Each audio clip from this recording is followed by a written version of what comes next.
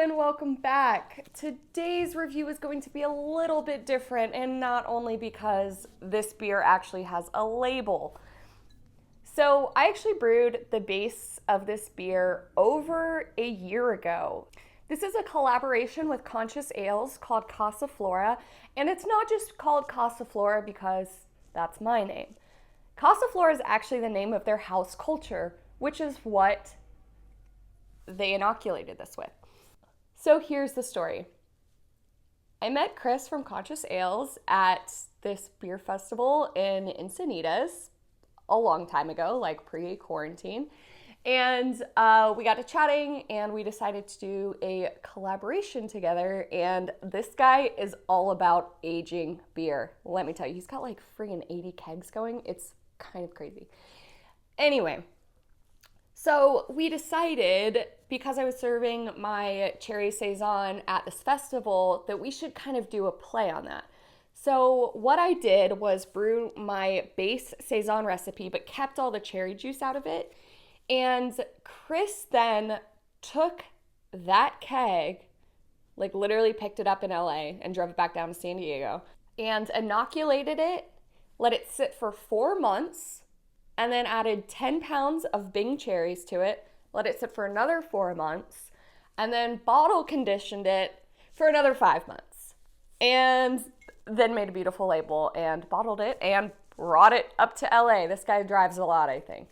So I haven't tried this beer. I know what the base Saison tastes like. I have an idea of what this is going to taste like, but you're truly seeing it for the first time. So let's dive into it. I actually can't wait. The fact that there's a label on this is making me really happy. No, it is not for sale. It is not commercial. Chris is just very professional, unlike someone else, you know. All right, let's get into it.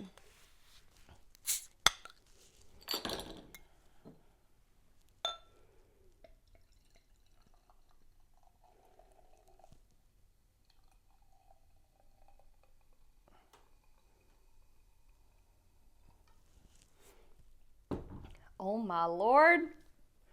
Look how red. Oh. It literally looks like cherry juice. I don't know if, so there's definitely sediment in the bottle. I can't really see through it, but like when I was pouring it, I could see that there was stuff in there, so that's why I was pouring it slowly. So there's no head on it, but let's see if I can get some. There's a bit, you can obviously tell, like, what I always find fascinating is that beers that are inoculated with a bacteria always have like a very specific kind of carbonation rather than just like your typical yeast carbonation. It's almost more like soap foamy rather than like the really tight bubbles. So you get much larger bubbles and it just sounds different. If you have infected beers, that's always one way I can tell if something's infected, is because I'll pour it and I'll be like, oh no, it sounds wrong. All right. So this smells honestly kind of like a Flanders red. It smells super tart.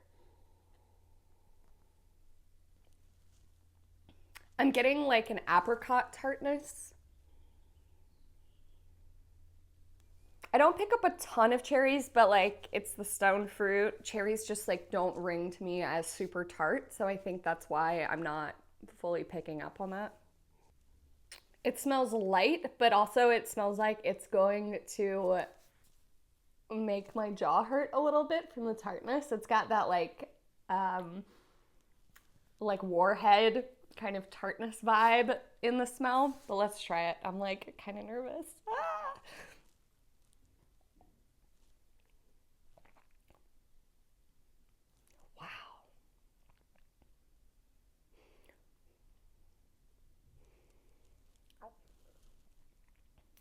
There is something in this that's unlike any beer I've ever had. It almost tastes like woody, and I can't place it. Like earthy. It's obviously got the tartness. It is an extremely tart beer. But like, it doesn't hit me back here.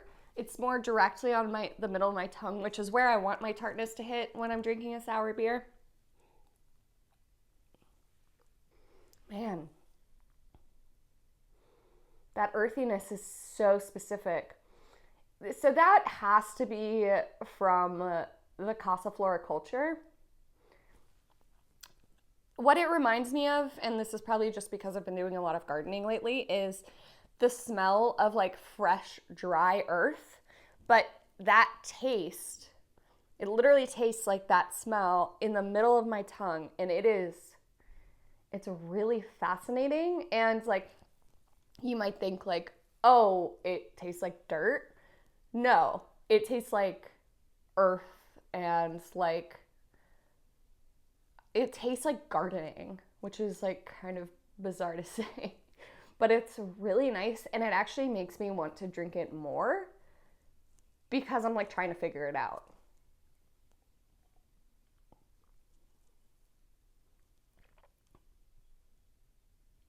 It's so wild. I wish I could figure out what it is.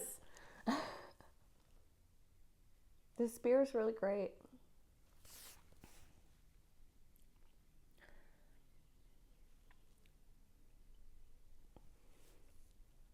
The tartness definitely goes away a bit after you've been sitting with it, but it's still definitely there.